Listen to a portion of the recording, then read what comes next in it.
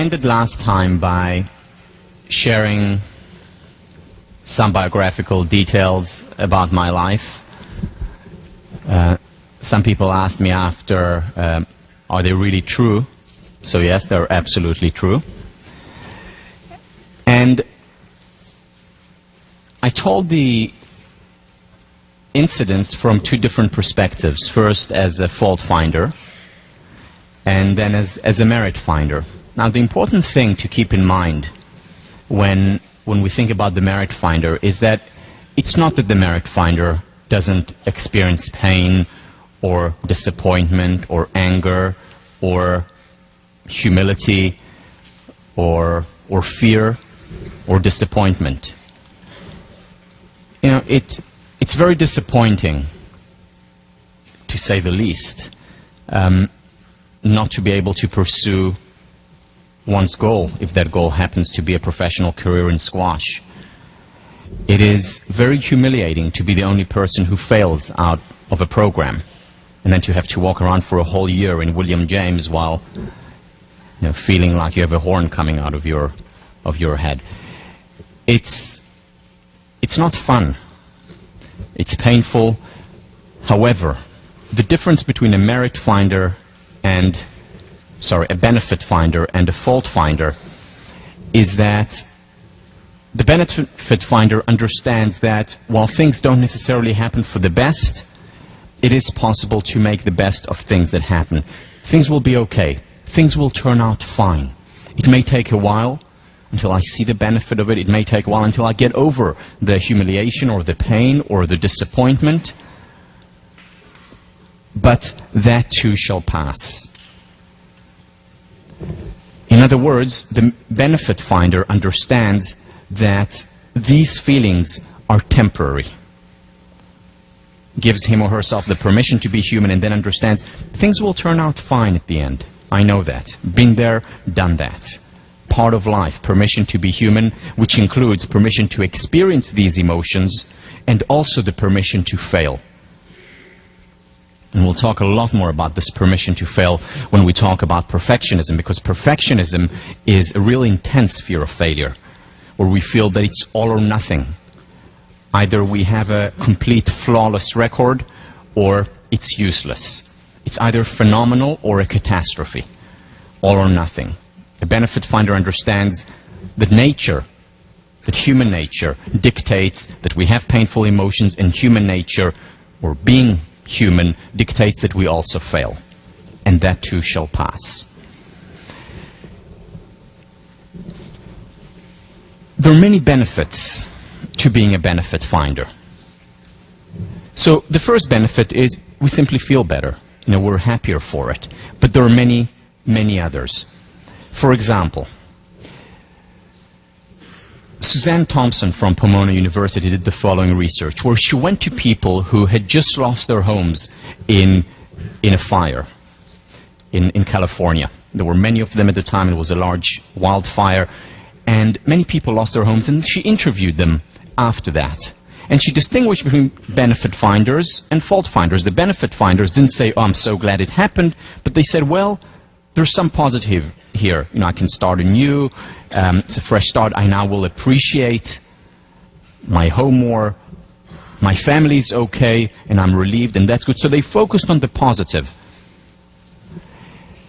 When she followed up with these individuals, those who were benefit finders as opposed to fault finders were happier in the long term, were experiencing more positive moods, and less likely to be anxious, and had less physical symptoms, both psychological as well as physical consequences. A lot of research on health benefits. For example, Glenn Affleck did research with individuals who had a heart attack. And there were some individuals who saw it as a catastrophe, the end of the world. There were others who were certainly not happy about it, but said, okay, so this is a wake-up call. There's actually some positive here, because it's telling me I need to take care of myself better, or it helped them revise their personal values. Those individuals who saw the positive, the benefit, who were able to see the wake-up call there, were more likely to survive 8 years later, less likely to have a second heart attack. Now that sounds pretty obvious because, they changed their lifestyle. But it's not just about changing lifestyle. Julian Bauer, we talked about last time, from UCLA, looked at AIDS patient and identified the benefit finders there. Not the people who said, oh, I'm so glad I have AIDS, but rather the people who said, as a result of that, I'm able to appreciate certain things more. As a result of that, I focus more on the things that really matter. As a result of that, I'm getting closer to certain people. The benefit finders, when she followed up 4 to 9 years later, the benefit finders were more likely to survive, were more likely to be alive. Research by Laura King and Miner. What they showed was that it can also be used as an intervention. So it's not just people who were born benefit finders or fault finders, and we know there is a genetic component to it, but there could be an intervention. So they brought in people who had experienced traumas in their lives, and they had them write about these traumas and the, quote, perceived benefit of the trauma. Those who wrote about the perceived benefit of the trauma were physically healthier and psychologically healthier, happier. Another research on cancer patients. The women came in and wrote about their cancer. And they wrote about good things that came out of my experience with cancer. The women who wrote about this visited the doctor's office less often, were more likely to survive their cancer, just by changing their perspective, by changing their focus. Now, these women did not say it happened for the best. Maybe some did, but most did not. They said, I wish I didn't have this cancer. However, it happened. Stuff happens. The question is what we do with it, how we interpret it after. Then they said to themselves, okay, so we got closer to our family. I'm appreciating life so much more now. I can enjoy the breath or a flower, or I couldn't before. My family is so much closer now. I know who my real friends are. And they found benefit in it, not for the best, but they made the best of the things that happened. And that made the difference even to their mortality rates. And there's a lot of research on optimism, benefit finding, and longevity.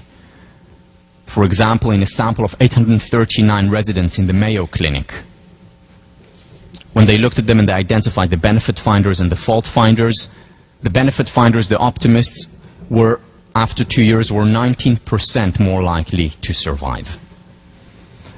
But by far the most influential and interesting study done in this area of benefit finding and optimism was the Nun study. The Nun study, which showed in many ways that the Bible was correct, and that joy does prolongeth our lives. And the Nun study was done started in 1932. In 1932, 178 nuns who had just completed their training, they were around the age of 22, just about to embark on their mission, were tested on numerous accounts, and one of the things that they did was write biographical sketches of themselves. And we had this data for decades. And psychologists just very recently opened up the data and wanted to look at it and wanted to understand what predicts longevity. Which of the nuns are still alive today? How long did they live? Again, this was done in 1932 when they were average age of 22. And they looked for predictors of longevity. So they looked at how complex their essays were. In other words, their intellectual capacities. Zero correlation to longevity.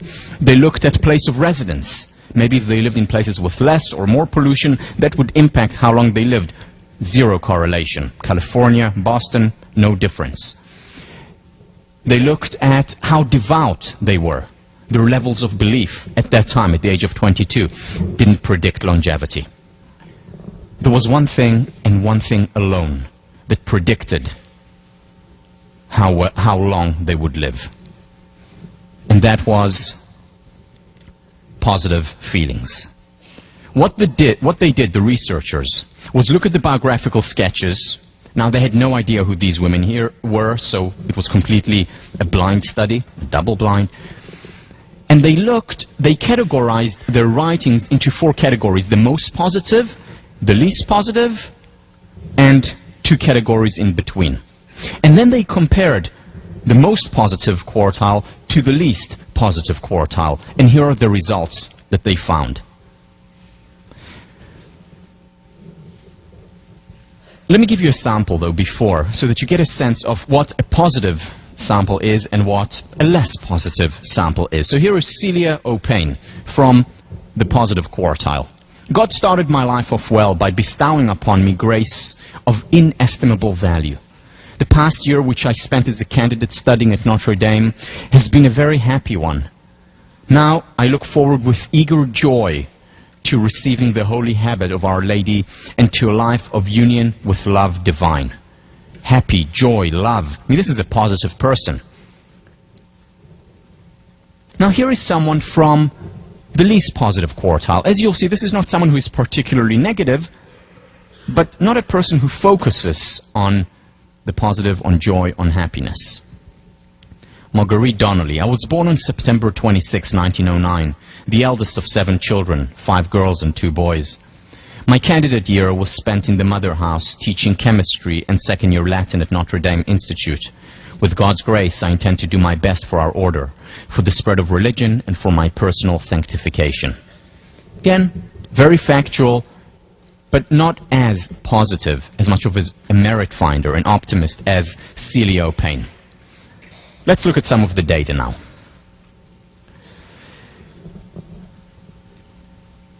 At the age of 85, and again this is looking back, 90% of the most cheerful quartile were alive, and just 34% of the least cheerful quartile were alive. And this is a significant difference. Now that doesn't mean that there aren't some fault finders who live to 120 and merit finders who die of a heart attack at 30. Of course there are. But on average, the best predictor, what accounts for most of the variance in terms of longevity in this study, was positive feelings, positivity in general. Here is 9 years later, same study. The age of 94, 54% of the most cheerful quartile were still alive, whereas just 11% of the least cheerful quartile were alive. These are remarkable results. Again, you have some sketches, you analyze them today not knowing who lived and who died, and just based on the single factor, positivity, you're able to predict with remarkable, significant levels, you're able to predict longevity, who will be alive and who will not be. Now, when I look at this data, and there's a lot more data on longevity, on health, on well-being, I say to myself, wow, so this is fantastic. Benefit finding really works. Being an optimist is good. And I have 2 questions then. Why isn't everyone optimistic? If we become happier, if we become healthier, why not? Why aren't we all optimistic? That's the first question. The second question is, all right, so I want to be more optimistic. How do I become that? So first of all, why aren't more people more optimistic? And second, how do I become more optimistic? I'm going to answer these 2 questions. Let me begin with the first. One of the main reasons why there aren't more people who are optimistic is that optimists are considered detached. And how do we know that? Well, or what leads to this sense of detachment, to the notion that optimists are detached? It's mostly the media. Because what do we see? We mostly see hatred. We mostly see bloodshed. We mostly see unhappiness. We see terrorism. And then when someone says, well, I'm optimistic, I think the world is a good place, that person, what are you, out of your mind? You're a detached Pollyanna. Just look at all the terrible things in the world. How can you be in such a world? How can you be optimistic? How can you be positive? How can you talk about joy and happiness and positive psychology in a world like this? You must be Pollyannish.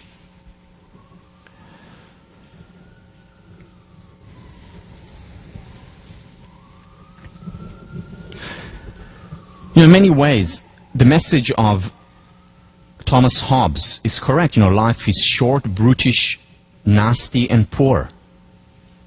And that seems much more likely to be true than an optimistic sense of life. Let's look at some of the headlines, and I got this just a couple of weeks ago as I was preparing for this particular lecture. So, Venezuela, a missing jet, flight delays. Okay, this is the elections. Fresh violence in Kosovo. So a new state was created, and there is violence. This is the focus. Hundreds of homes damaged by quake, and so on and so on. Turkey launches incursion into Iraq. Blood duel for Oscar. Okay, that's it. That's a good one, I guess. Yeah. Tories spelling dishes. Okay, let's move on. So that was CNN. Here is what was that? I forget which paper I got. I think this is Reuters. Iran nuclear question remains. Again, Turkey, protest embassies, so on and so on, negativities. This is Fox News. What's the focus? This kid's mom wants out. A mother leaves her child. It's not focusing on the millions and billions of mothers who embrace their children. It's the mother who wants out. And then they tell why. What led the mother to want out of this relationship. And so on and so on. So much negative. How can we be positive in a world like this? It would be really unrealistic of us, wouldn't it? Well, I want to show you an excerpt now by my favorite psychologist, Ellen DeGeneres. I was watching the news the other day, brought to you by Paxil. Well, now I need it. Smart advertising. That's another thing, too. When I was a kid, the news was on once a day. You either caught it or you missed it. Now the news is on 24 hours a day. And that's not enough. They got a guy talking, and then there's a crawl down there. So you got that guy talking, you got the crawl going, you're online, you're putting in your opinion on your poll. No, I say to that, no! There should just be one crawl that goes around over and over again. Things are getting worse. That's all we need. And the local news, man, they want you to watch every broadcast they've got, don't they? It's not good enough you're watching the one you're watching. They do these teases to get you to watch later on. They're so incredibly cruel. It could be the most deadly thing in the world, and you may be having it for dinner. We'll tell you what it is tonight at 11.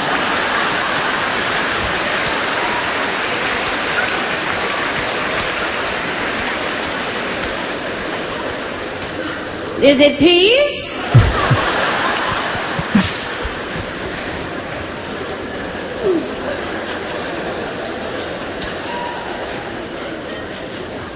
I feel sorry for the newscasters, We can turn it off, but that's their job, and they have to read these stories, and they're just coming up on the teleprompter. They don't know what's coming up, and they've got to go through this range of emotion that there were no survivors. And next, which candy bar helps you lose weight? Still to come is an asteroid headed towards Earth. But first, where to find the cheesiest pizza in town? Also, a disturbing new study finds that studies are disturbing.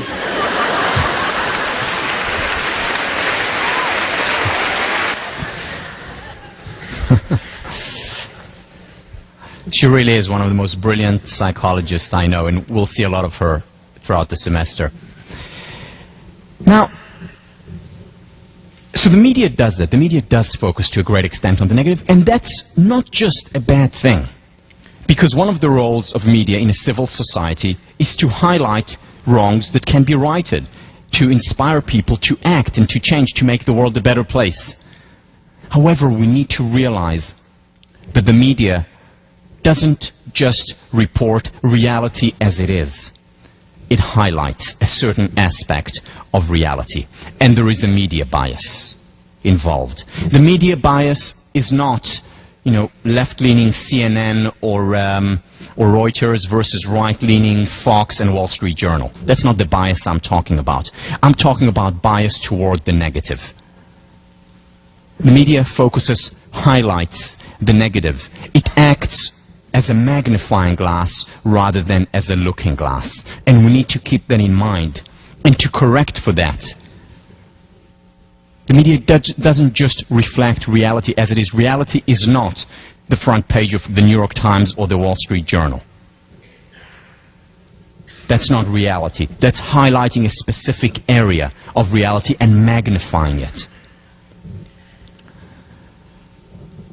It accentuates the negative, focuses on the negative, the war with Turkey, or the blood spilled in Kosovo, or the mom leaving her child, the hatred.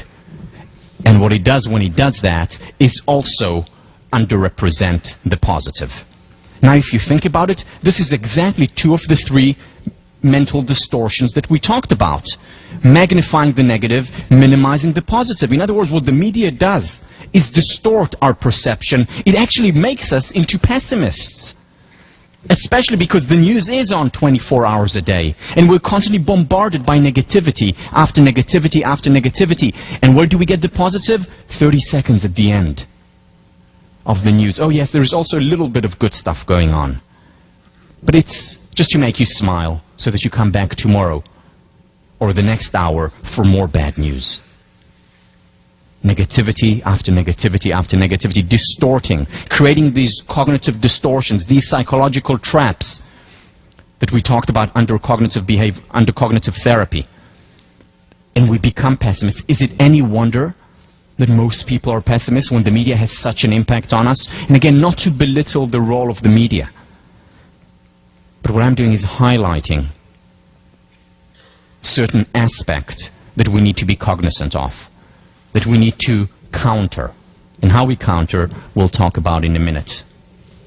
So what does the media highlight? The frauds, Martha Stewart or Enron or WorldCom, highlighting these frauds, but not reporting on the millions and billions of honest transactions that take place every day, right now as we speak. Highlighting the negative, ignoring the positive. Millions and billions of honest transactions taking place all the time, all around us, constantly. Now, what else is happening? What we're doing, what the media is helping us to do, is extrapolate from a few instances where people want to hurt while ignoring the millions and billions of people who are dedicating their lives to helping spread happiness in the world. Whether it's in soup kitchens to help the world a better place, or whether it's right in our backyard, where over 1,800 Harvard students volunteer as part of Phillips Brooks House. Remember the false stereotypes that I talked about, whether it's here at Harvard or in the United States. So many people dedicate so much time to helping, and yet the focus is on the few that hurt. And that creates a certain schema in our mind where we think the world must be a bad place. The focus is on terrorism primarily. But what about the millions and billions of people who want to live in peace? Again, this doesn't mean we need to ignore the terrorism or the bad or the negative. And this is one of the important roles of the media. At the same time, we shouldn't also ignore the good.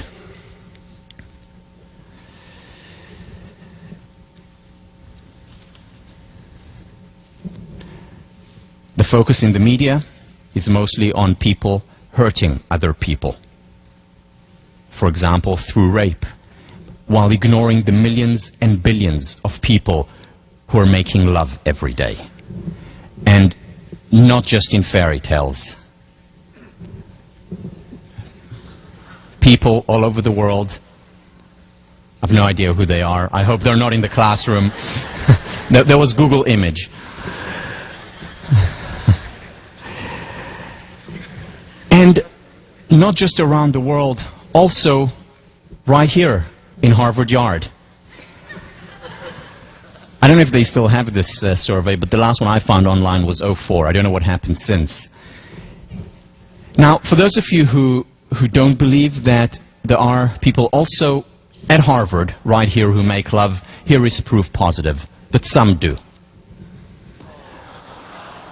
He's so cute.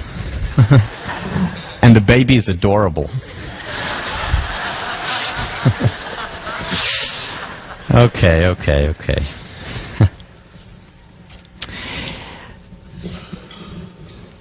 Now, what I'm saying here is not that we need to ignore the bad, not that we need to ignore what's not working. We should focus on it, we should look at it, we should improve the world. At the same time, we should also understand that people who say to the optimist, to the benefit finder, get real, are actually missing the point. Because it's not the benefit finder who is detached. It's the fault finder who is. Because there is much more good in the world than bad. Much more. In fact, it's not just about focusing on the full half or the full half. It's focusing on the 90% because there is a lot more good than bad in our world. And it's important not just because it's a nice thing to do, not just because it makes us healthier and happier. It's important because focus creates reality. I mean, we saw it on so many levels. We saw it with the children on the bus that we didn't notice. We saw it when it came to Marva Collins, who said, let's focus on the seed of greatness in these individuals. We saw it with the research on resilience, when the focus was on why are so many failing versus what makes some individuals succeed despite unfavorable circumstances. Focus creates reality. Also, think about it. I mean, when we read about frauds and dishonesty in the newspaper constantly, what we begin to believe, what we naturally would begin to believe is, well, you want to be successful? You want to become the CEO of a Fortune 500 company like Enron? You have to engage in fraud. There is no real other way to succeed. Why? Because the millions of other people who are succeeding honestly are not reported on, or are mostly not reported on. And that's what we focus on. Not to say that it's not important to have whistleblowers and to talk about these things. It's equally important, though, to also focus on those who do it honestly and well, because they are the vast majority, way over 90%. Because if we don't, then a person will think, well, if I want to succeed in business, then I have to, bend the rules. And when an ethical decision comes up, when he or she becomes a manager at the age of 35, they say, well, the only way to succeed is if I bend the rules slightly. And that creates a self-fulfilling prophecy. Or how many people here, seriously, show of hands, once thought of going into politics, becoming a governor or a president or prime minister? How many people here thought of going, other than me? Okay, quite a lot. I mean, we know that at Harvard there are quite a few. Now, out of those who put their hands up, how many people were told by others, you shouldn't go into politics, you're too honest? Too honest. We hear it all the time, and that becomes a self-fulfilling prophecy because many honest people who could potentially make the world a better place by going into politics don't go in because politicians are crooks. Well, politicians are not crooks. Yes, there are politicians who are crooks, but they're the minority. The majority do honest work, want to make the world a better place. Surely make mistakes, they're human after all, but with good intentions, with an ethical code.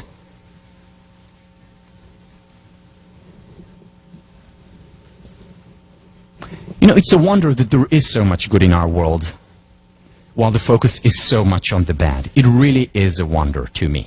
It just shows how powerful human nature and how powerful the good part of our nature is, that we can sustain goodness. Also, how about this? The constant chatter in our mind is, okay, why didn't I do this? Why haven't I done the reading yet? Why haven't I completed my paper? Why did I say that to that person? Why did she say that back to me? Mostly negative chatter. How often do we have the chatter, wow, I had a really lovely conversation today. Or, wow, I just finished so much work, I was productive, I did so well. Wow, I just got an A-, and I didn't even work that hard for it. I mean, of course, not here, but I'm saying other places. Why don't we have this kind of chatter in our mind? Again, because our schema focuses on the negative, and we'll talk about change next week, and we'll understand that there are actual neural pathways that have been created by the media, by the focus on what is not working, have been created so that we gravitate toward becoming fault finders. How we change that, we'll talk about that in a minute. It's important to focus on the good. You know what they said about Gandhi? That the most important thing that he did for his country was that he made India proud of itself. He made India proud of itself. That is so important to do. What about America? Are you proud of America? Do we, living here, or as Americans, the majority here, do you make America proud of itself? Because, you know, America has faults. It's not a perfect country. It has made mistakes from 1776, and it will continue to make mistakes for, hopefully, for many years to come. But it's still, I would argue, the greatest country in the world. So many people want to come here, want to live here. Why? Because of the freedom, because of the opportunities. Again, not perfect, but a great country. Do we appreciate America? Do we appreciate its greatness? Because if we don't, we can pay a high price. This, you know, it's in vogue now, US bashing. In this country. In this place. And the problem is when we just focus on bashing, when we just focus on the negative, we create a worse reality rather than improving the reality. So yes, we need to be critical, and one of the virtues of this great country is that you can stand out in the street or write an op-ed and criticize the politicians, the system, other people. It's one of the great contributions of this country, free speech. But at the same time, we also have the freedom, and we should exercise the freedom to focus on what is working, on the good. Because appreciating is important. Whether it's a country, whether it's a relationship, whether it's an individual, whether it's students, whether it's teachers, appreciation is important. The meaning of appreciate from the dictionary: valuing, the act of recognizing the best in people or the world around us, affirming past and present strengths and potentials, to perceive those things that give life, health, vitality, excellence to living systems. So, the first meaning of appreciate is to say thank you, and that's a nice thing to do. But it's much more than just a nice thing to do, and we've talked about this before. The second meaning of appreciate is to increase in value. The economy appreciates, money in the bank appreciates. And that's an important meaning, because when we appreciate the good appreciates. When we appreciate the good in our lives, when we appreciate the good in other people, when we appreciate the good in our country, we get more of it. Unfortunately, the opposite is also the case. When we don't appreciate something, whether it's ourselves, whether it's our country, whether it's our relationship, the good depreciates. Remember, I talked about it in the past. Is it any wonder that so many relationships flounder, fail after the honeymoon phase? If the main question becomes, what's wrong, or how can we improve the relationship? And if we just ask this question, our focus becomes on what is not working, on the weaknesses, and we ignore the virtues, the strengths, the things that worked and are working. And when we don't focus on these things, they depreciate. As far as we're concerned, they don't exist, just like the children on the bus did not exist for you as far as you were concerned. What appreciating does is, in essence, create a growth spiral. Let me explain. Let me just give you a random example. Let's say Monday morning or Tuesday morning you're walking toward 1504, and suddenly you see a friend of yours. A friend of yours who you know is genuine, is real, someone you trust. And your friend looks at you and says, "Wow, you look fantastic." Now, how do you feel at that point? You feel fantastic. And, you know, you walk a little bit more upright, more proud, and you walk into the classroom just here, and another friend sees you and says, "Whoa, you look fantastic." And how do you feel at this point? Well, fantasticer. And then you come and you sit down here, and another friend whom you haven't seen for a month sees you, "Whoa, you look fantastic." And how do you feel at this point? Fantasticest. And so on and so on and so on. Made your day in an upward spiral. Now think about a slightly different scenario. You walk to 1504 on a Thursday morning, and suddenly a friend of yours whom you trust and value sees you and says, oh my God, what's wrong? Now, there may have been nothing wrong before, there's a lot wrong now. And then you walk in the door and someone else sees you and says, oh my Lord. And how do you feel? Well, you feel even worse. And you sit down and you see someone else who looks at you just completely shocked, and you're feeling worser and worsest, and so on and so on and so on, in a downward spiral. Appreciation creates an upward spiral, and we know it's sometimes one sentence, one word at the beginning of the day, and you have a wonderful day or week. There's research showing how a single sentence very often can impact an entire life. This is work done by Bandura. A single sentence of appreciation can give us strength to go on. Now, the key here is that it has to be genuine appreciation. One of the things we'll talk about when we discuss self-esteem is how destructive and harmful ingenuine appreciation is. And now I'm not talking about, your boyfriend or girlfriend asks you, so how do I look, having just come back from a date and worn something the whole night? You're not going to tell them, well, actually awful. So, okay, we're not talking about these gray areas, but it has to be real. It has to be connected to reality, and we'll talk about that much more when we talk about self-esteem. The key, though, is that we need to understand is there is always something real to appreciate. Think about the studies with the cancer patients or AIDS patients. Even they were able to find something good in a very difficult, tragic situation.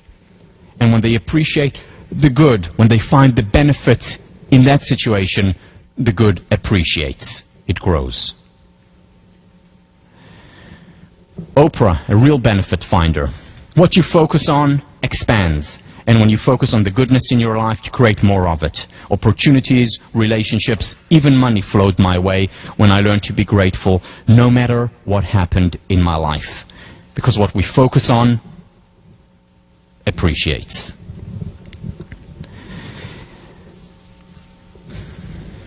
Again, the metaphor that I've been talking about throughout the course, the seed. What happens to a seed if we don't water it, if we don't shed light on it? What happens to that seed is that it withers and dies, and that, unfortunately, is the fate of most human potential, most relationship potential, most countries. And if we want it to grow, if we want it to blossom, we have to shed light on it, we have to water it. This is exactly what Marva Collins did with the seed of greatness that existed in every one of her students. This is what the Pygmalion in the classroom experiment showed, was that when teachers were made to focus on the potential in those individuals who were deemed fast spurters, when they were made to focus on it, to shed light on, when light was shed on their potential, that's when the children grew. That's when they fulfilled much more of their potential.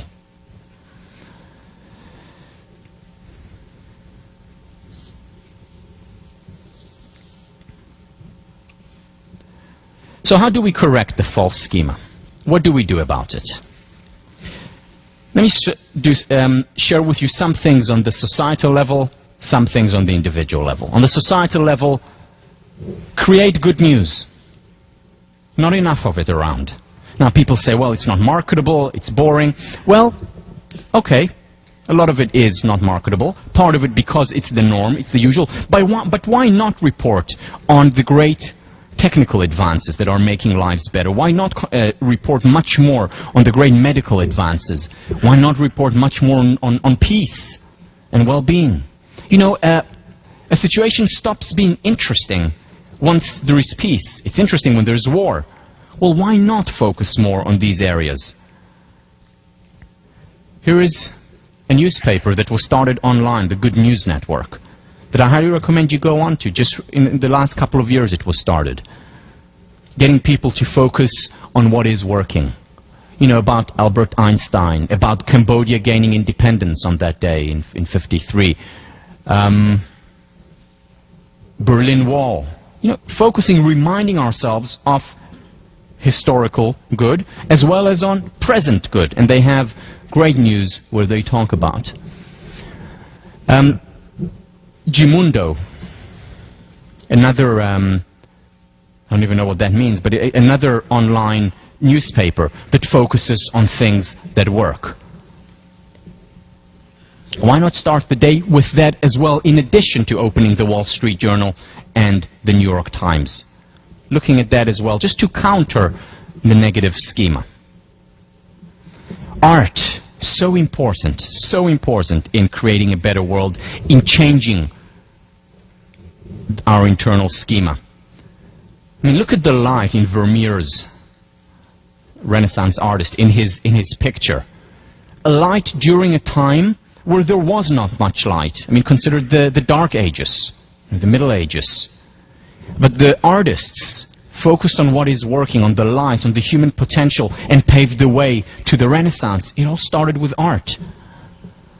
Or the 17th, 18th and 19th century romantics. Beethoven or Victor Hugo. They encountered a harsh reality. But they focused also on the heroic, on the great, on the human potential. Aristotle once said that fiction is more important than history, because history depicts life as it is, whereas fiction depicts life as it can and ought to be. As it can and ought to be. The human potential, and that paved the way to much higher levels of freedom and equality in the world. Or 1930s America, in many ways the heyday of Hollywood, where directors like Cukor, Capra, Sturgis created masterworks during a time when there was a Great Depression. And people used to go to the cinema and watch these films to inspire them and help them get through the difficult time. It was also between the two, the Great War and the Second World War. Difficult time in the world. World recovering and then plunging into another war. And yet the artists continued to inspire. Not ignoring what is not working. Not ignoring, but improving. That, by the way, is my favorite movie, Sullivan's Travels. Modern art as well.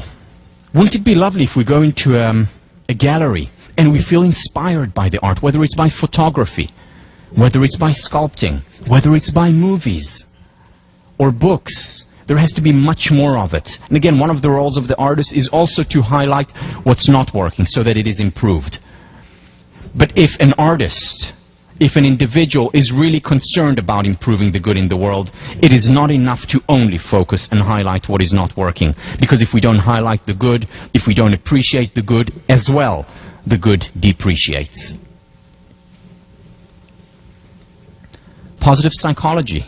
This is what it is very much about. Remember, there are two things that positive psychologists do when they study. The first thing that they do is focus on what works. The second thing that they do is focusing on the extraordinary, on the tip of the stem.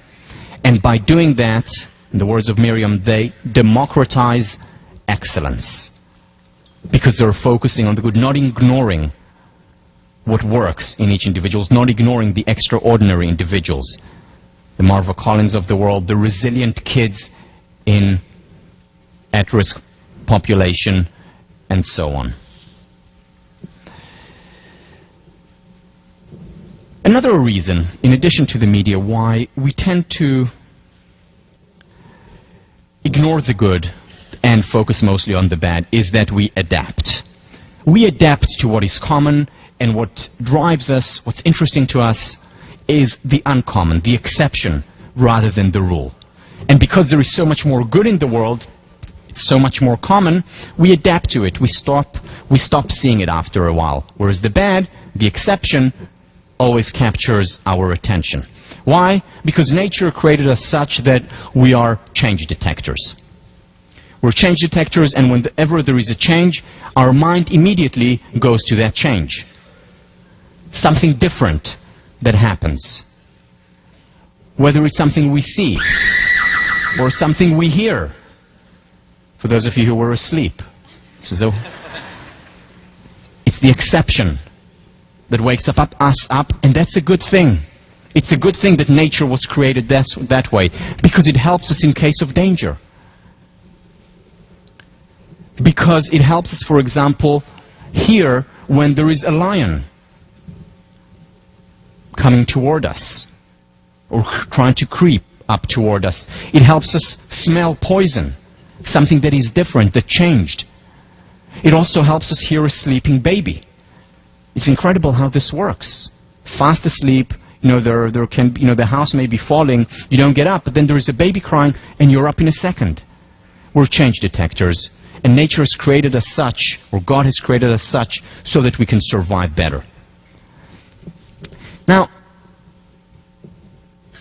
it's actually a good thing that we adapt on a few levels. First of all, if we didn't adapt, if we were hearing all the noises, we would quite literally go nuts. Because there are so many noises right now going on, in addition to what you're listening to.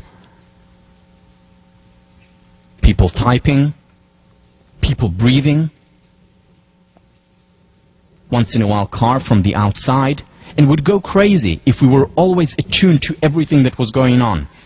So it's good that we adapt. That's why people can live literally on a highway and still fall asleep at night. Because after, a month or so, they stop hearing the cars there. It's like we have relatives out in Concord who live quite literally on top of the train. And we went to visit them for dinner, and a train passes by, and the house shakes, and it's enormous noise. And at the beginning, Tommy and I looked at each other and smiled. And then, second time, the train goes by and the house shakes and huge noise. And, I couldn't help myself. And I said, doesn't that bother you? And they said, what? They didn't know what I was talking. I said, the train just passed. And they said, oh, we don't notice it anymore. Why? Because it passes every half hour or every 20 minutes. They don't notice it. So it's a good thing that we can adapt. Also in terms of difficulties. Personally, the most difficult experience that I endured was on the 19th of September, 19th of December, 1997. I was living in Singapore at the time. My best friend was coming over from Indonesia to visit me. The person who was most important in the world to me at that time. And her plane crashed. Silk Air Flight MI-185. Some of you may remember this. And my world crumbled. For the first time in my life, I felt like I didn't want to go on anymore. I had no energy. And I called up my family, and then I called up another person who has made a lot of difference in my life, Nathaniel Brandon. For various reasons. First of all, Nathaniel Brandon had he's a well-known author and psychologist, had just visited Singapore, had just met Bonnie. And I called him up because he was a psychologist whom I thought could help me, but also because at the age of 45, he lost his wife, who drowned in a pool when she had an epileptic fit, and he found her drowned when he came back home in their pool in their home. So he had been through that about 25 years earlier. So I wanted to talk to him to get his advice, and I was on the phone and could hardly get my words across. I was crying constantly, and he said to me, Tal, what I'm going to tell you now is not going to make sense, but it's true. You're going to get over this. I know you are. We get over losses. It's difficult. It's painful. Cry. Give the emotions their space. But you're going to get over it.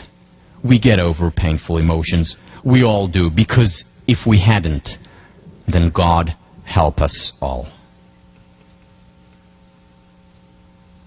Because if we hadn't, then God help us all. And it took a long time. It was after 3 months that I could start working again. It took a whole year for me to feel some of the bounce, some of the passion for life that I felt before.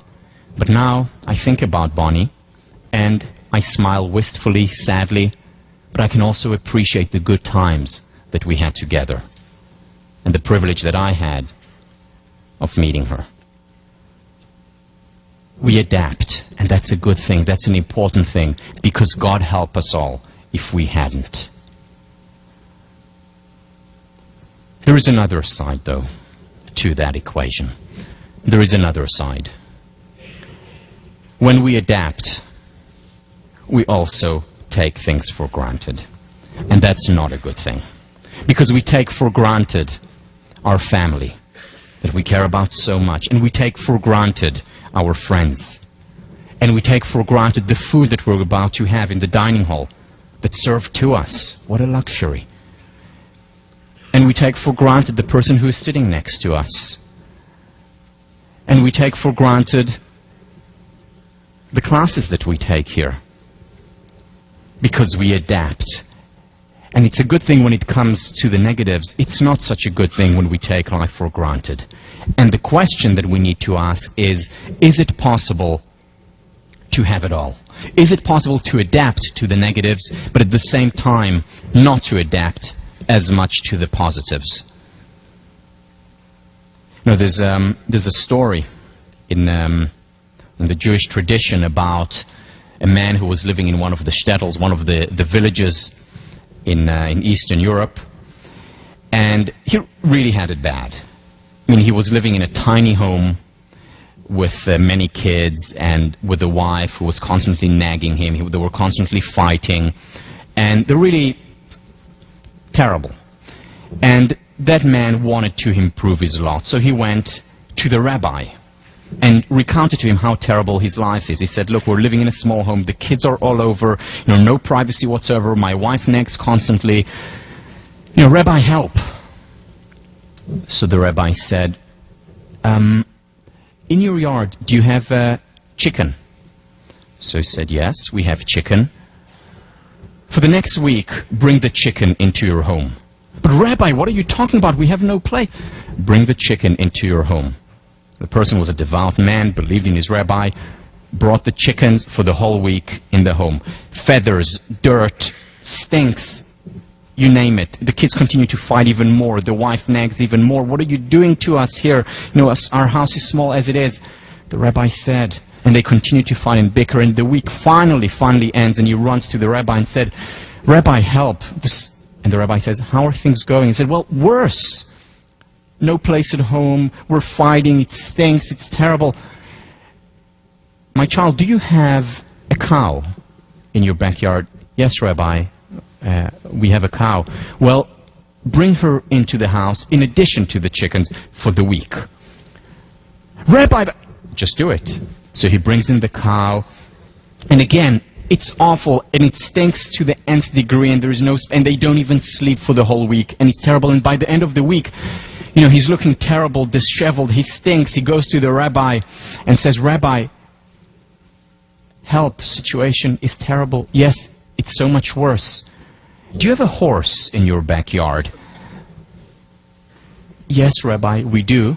By now understanding the pattern here, take the horse and bring it into your house. So he takes the horse, brings it into the house, and it's awful. The horse is kicking and yelling and jumping and breaks stuff, and there is mess and chaos and bickering and so much worse. And finally the week ends. He runs to the rabbi, and the rabbi says, how are you doing?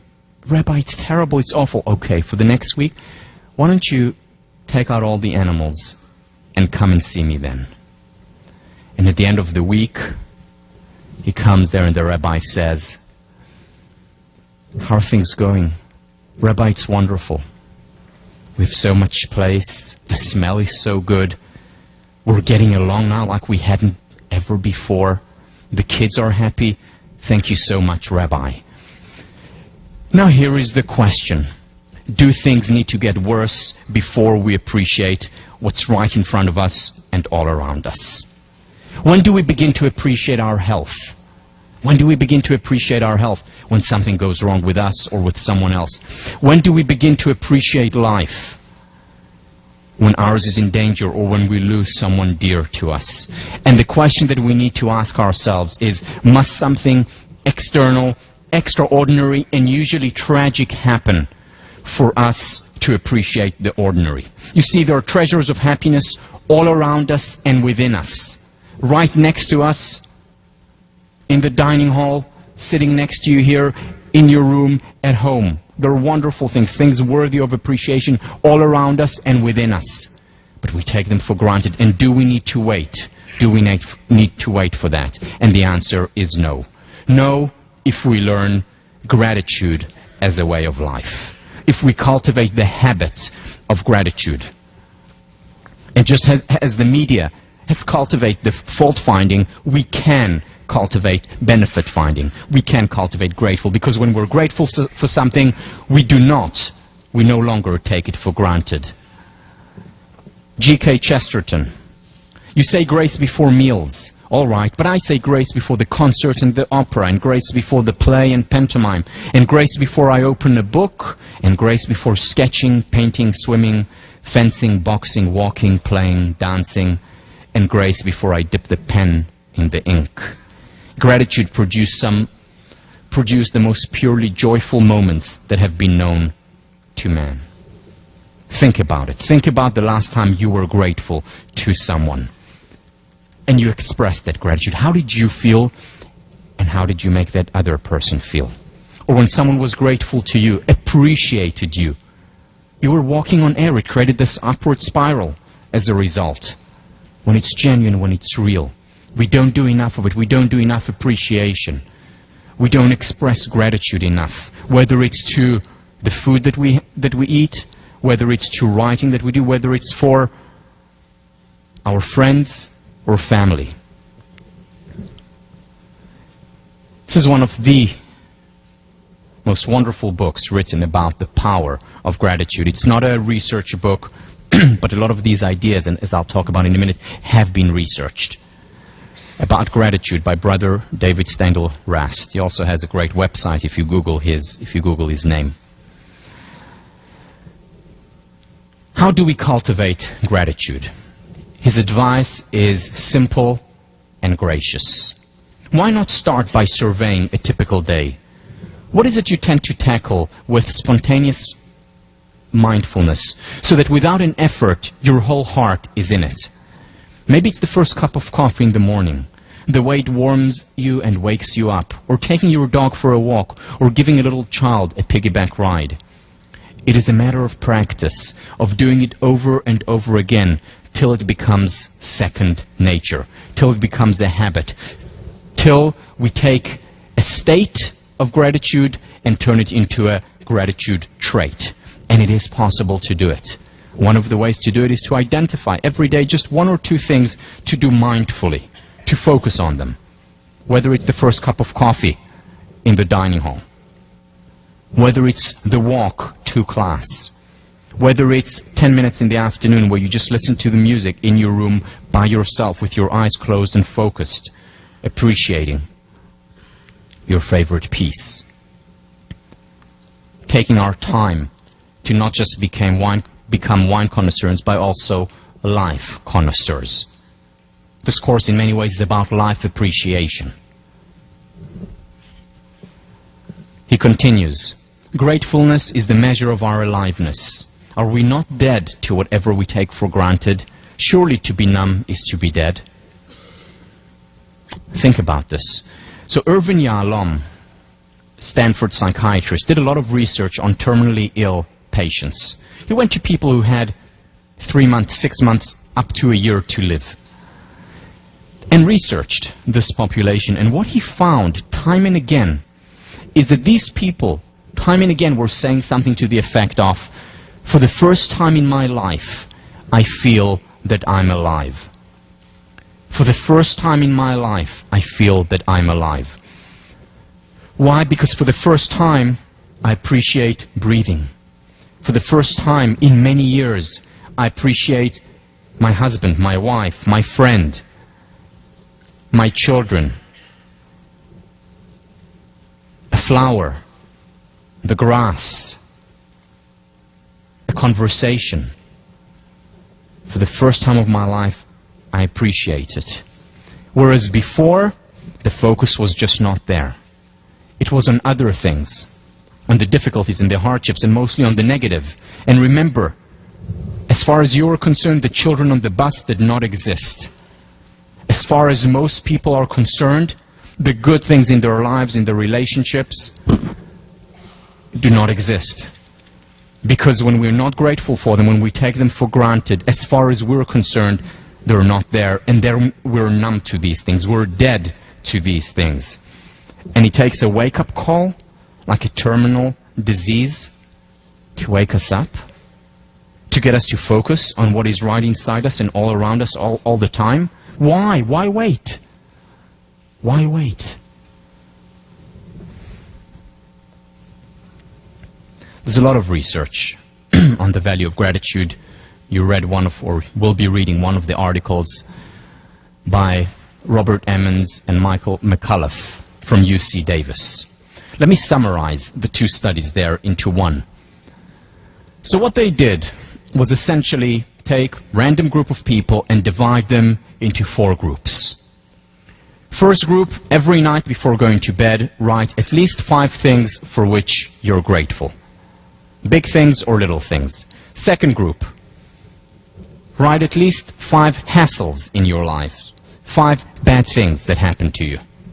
Third group, write about at least 5 things that you're better than others at. Superior to others. And the fourth group, control group, write about anything that happened to you during the day. The outcome measures that they looked at was optimism, happiness, physical health, how often they visited the doctor over the 6 months of the study, one of the studies, how generous and benevolent they were toward other people, and finally, how likely they were to achieve their goals that they set for themselves.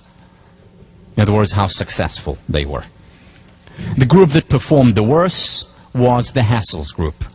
5 bad things that happened to you. The group that performed the best, that was happiest, most optimistic, most likely to achieve their goals, most generous and benevolent toward other people, and healthiest, was the group that every night before going to bed wrote at least 5 things for which they were grateful, both psychological and health benefits. The study was in many ways the beginning, one of the first studies that they conducted. A book just came out recently called Thanks by Robert Emmons, which is wonderful and traces through a lot more studies and research and exercises that you can do to become more grateful, to have gratitude as a way of life. Physiological benefits such as our heart variability, which is a predictor of longevity, which is a predictor of health, is increased. The parasympathetic system increases when we're grateful, and that induces calm, and that strengthens our immune system. There are also many benefits to trait gratefulness. So it's not just a state of being. It's also about a trait. How do we cultivate that? How do we cultivate that? By doing it over and over again. I do this every night. I've been doing it since the 19th of September, 1999. Since the 19th of September, 1999, I've been doing it. I've been doing it long before the 2002 study. I started doing it when Oprah told me to do it. Really.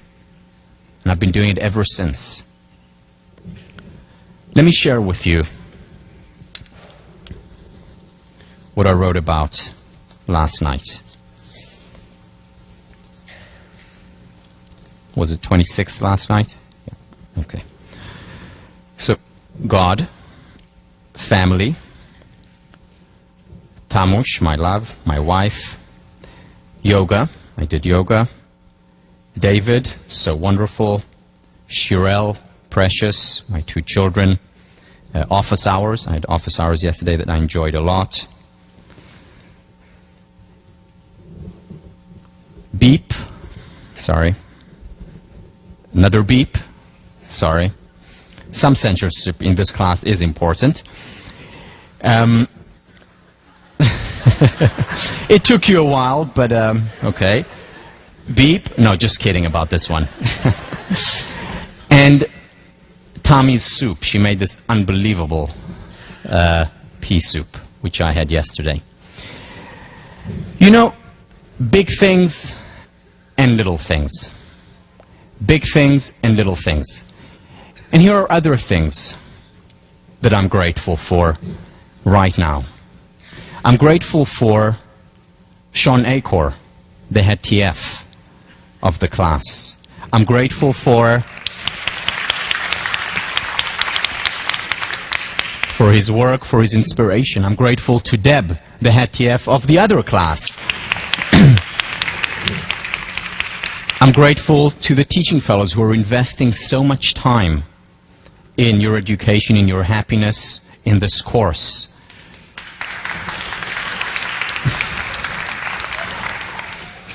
I'm grateful to Barry, who's there behind the scenes. You don't see him much, but he's responsible for so much of what's happening, for his support, for how humble he is doing all that.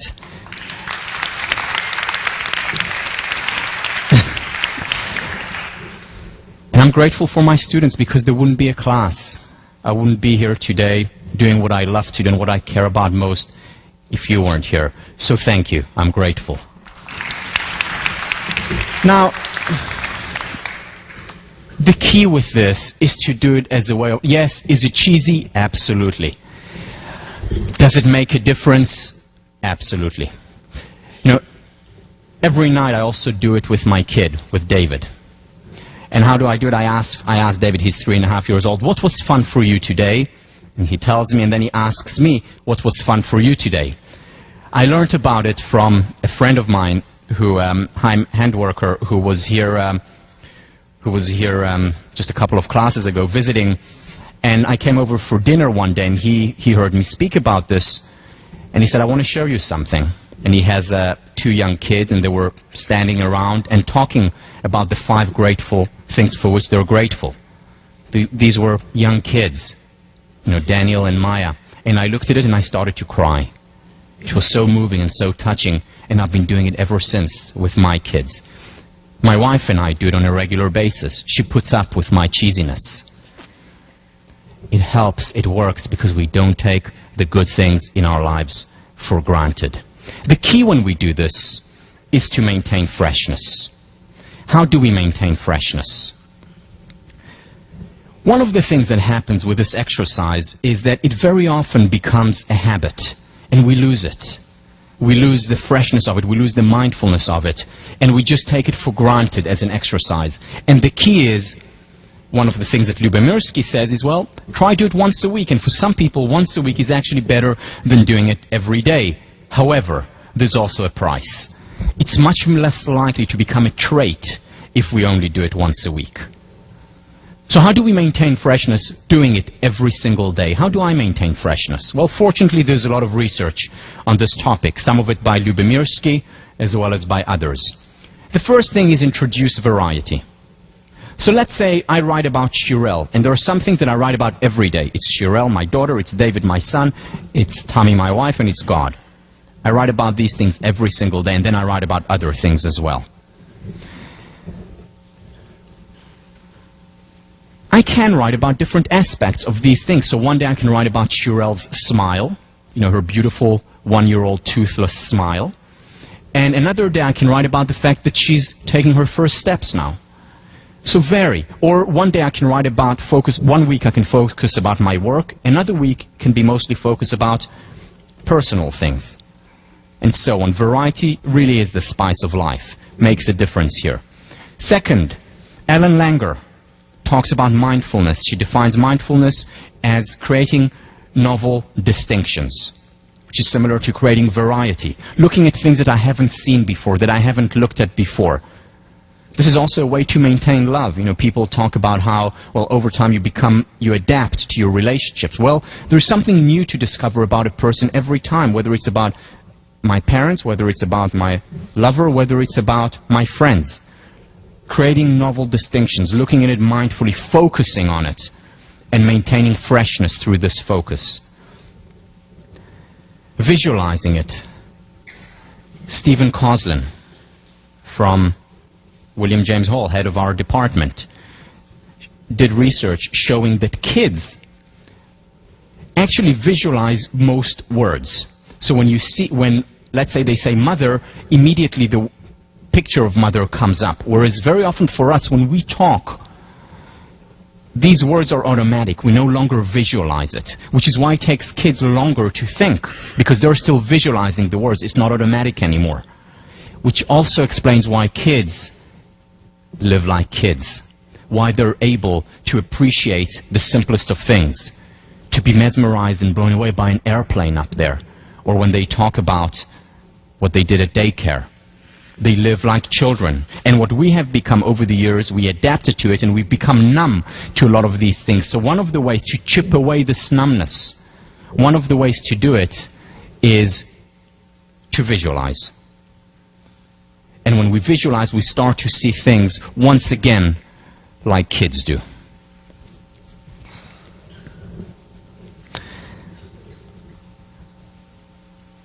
Next time we'll continue with this, but I want to end today by sharing a story with you. A story about the person who, to me, more than anyone else, captures what a benefit finder is. A person who's my role model when it comes to focusing also on the good. My grandmother was born in 1915 in Sighet, Romania. She had a very regular childhood. She was the youngest daughter of 7, one more sister, 5 more brothers. And they were doing well. Many of her brothers became important rabbis, violinists, musicians. And she was a young girl, happy, living the normal life until 1940, which was when Hitler invaded Romania. Hitler invaded Romania and her life changed radically. Her entire family was taken to one concentration camp after the other, ending up in Auschwitz. In Auschwitz, she had over a dozen nieces and nephews were all murdered. Her 5 brothers and parents were murdered in front of her very eyes. At the end of the war, somehow she and her sister survived. The British came to Auschwitz to liberate the prisoners. And when they came in with a doctor, and the doctor would go through the prisoners. Most of them were, of course, dead. Those who were alive, he would say, take that person, leave that person here, because they had limited resources, limited places. Those prisoners whom they thought would not survive, they left them there. And he comes to my grandmother, who weighed at the time 26 kilos, which is 54 pounds. My grandmother was a large woman, 54 pounds, and said, leave. And then he saw her sister, who was right next to her, who weighed 36 kilos, 79 pounds, and he made this motion to put her on the truck. And of course she was too weak to get up, so the British soldiers picked up my grandmother's sister. His name was Shindy. They picked Shindy up, and Shindy held on to her sister, and she wouldn't let go. And they tried to open her grip, and even though she was weak and sick, they couldn't open her grip. So the doctor said, fine, take them both. So they took them both, and they put them on the truck, and they were, of course, certain that my grandmother would die. A month passed, and she survived, though she didn't put on a single gram. Any day they thought she would die, but she refused to die. After 3 months, she started putting on weight. She survived. 6 months later, she went back to Siget to see what remained from her home. She arrived there, got off the cart with the horse, and a man by the name of Joseph, Yossi, saw her. And he saw a woman who was stooped, who was skinny, who still had no hair, but he recognized those eyes, because those eyes were proud, and those eyes were alive, and he recognized Goldie. And he took her with him, and 2 weeks later they got married. And Goldie got better, and got pregnant, and gave birth to a stillborn. And she got pregnant again, and once again gave birth to a stillborn. They made their way to Tel Aviv from Romania, and they were caught by the British. There was a British mandate at that time. They were caught by the British and sent back to a concentration camp in Cyprus. And there, in the concentration camp, my grandmother in Cyprus had another baby, a baby girl, who survived.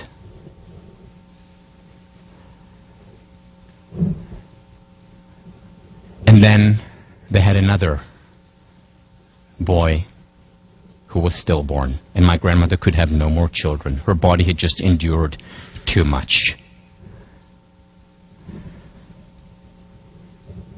My grandmother survived and thrived, as did Shindi. Shindi could have no children, but my mother was her child too, and I was her grandchild as well.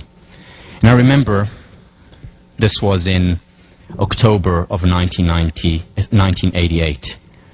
Shindi had passed away a few years earlier, and we went to the cemetery on the day that she passed away to say some prayers over her tombstone. And I went with my grandmother, and we walked there, and my grandmother stood in front of the tombstone, and on the tombstone were engraved not just Shindi's name, but the name of all the brothers and her parents.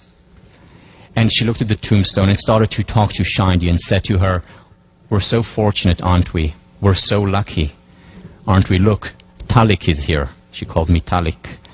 And then she told her what I was doing, and she told her what my brother and sister were doing, their grandchildren, and about my mother and father and how wonderful things were. And she was talking about the wonderful things, and she was crying once in a while, missing Shindi.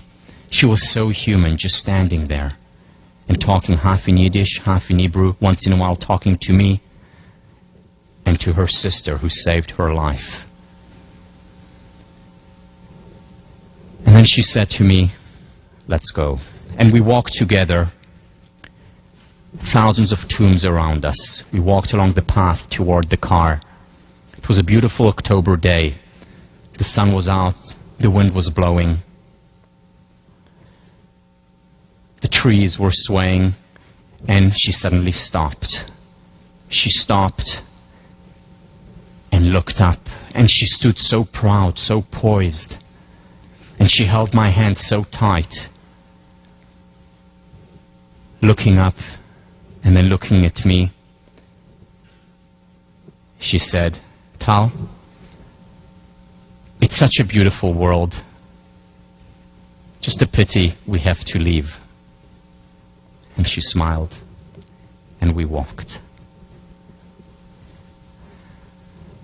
My grandmother saw thousands of corpses. She saw her family murdered in front of her very eyes. She had 3 stillborn children. She did not ignore the terrible things in life. How could she? However, at the same time, she also refused to ignore the good things in life, the wonderful things in life. And she was grateful, and she survived. My grandmother told me that this is a beautiful world. I believe her. Thank you.